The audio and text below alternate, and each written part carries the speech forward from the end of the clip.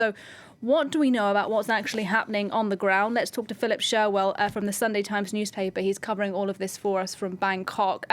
Philip, first of all, Thailand is saying that it will allow civilians fleeing the conflict to shelter in Thailand. Do we know if that is actually the case, and what can you tell us about the situation at the moment on the Thai-Myanmar border?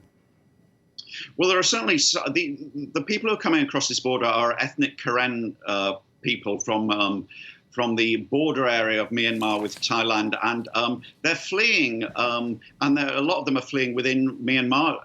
Others are fleeing across the border, which is primarily a river border there, because of Myanmar air raids. Now, there are certainly some Karen villagers and Karen people who are being treated in hospitals. Some have shrapnel wounds on the Thai side, I should say.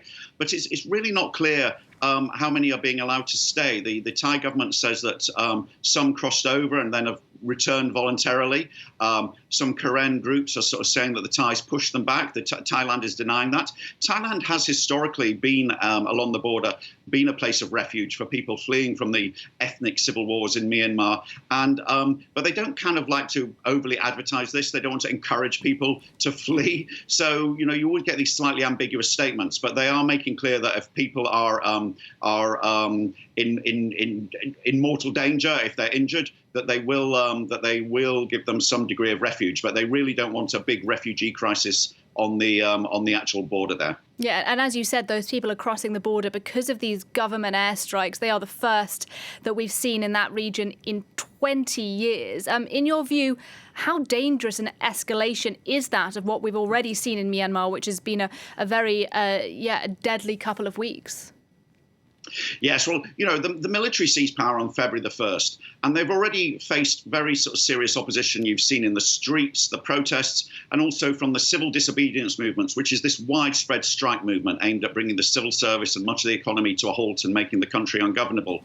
But now they have a third front, and a very physical front, a front line, and that is with these ethnic groups, the Karen, Kachin, Shan groups. Myanmar is a real mosaic of ethnicities, and a lot of these groups have fought long-running insurgencies, but in recent years had reached ceasefires with the military. But they are a number of them, and it's a complicated situation. But a number of them are siding with the opposition, with the anti-coup movement, and we have seen clashes. And the military, the Myanmar military, has reacted with airstrikes.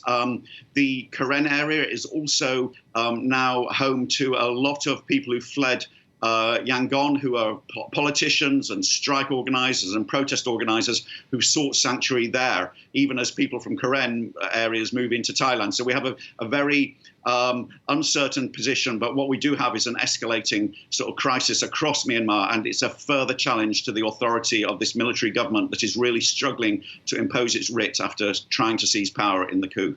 Yeah, so that's what's happening, as much as we understand, in those border areas. Meanwhile, though, we do have this news about Aung San Suu Kyi herself. Now, she was deposed 2 months ago. Her lawyers haven't been able to see her in person. They have, though, seen her by video link today. They say she's in good health. What do you make of that news? Well, obviously, her supporters and her lawyers are very relieved. She's 75. She has not been.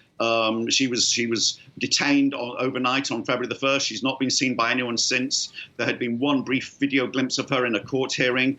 So for them to actually sort of see her looking well is reassuring. But nothing else is reassuring for her position, to the extent that she's already facing a series of charges, and the military are putting together some very serious accusations that she was the recipient of massive amounts of cash in envelopes and gold. And this is all part of the junta's attempts to sort of prosecute her out of a future political role in Myanmar. They do at some stage say they're going to hold elections and return power to a civilian administration, but they want to make sure those elections can't be won by their great nemesis, Aung San Suu Kyi, and her National League for Democracy. So she may have another court appearance tomorrow. We may hear more serious charges against her. So yes, people are relieved that she's looking well, but she is still detained. She's still not in contact with anybody, and she's likely to be facing very serious charges. All right, Philip Sherwell for us there in Bangkok. Thank you very much indeed for that update.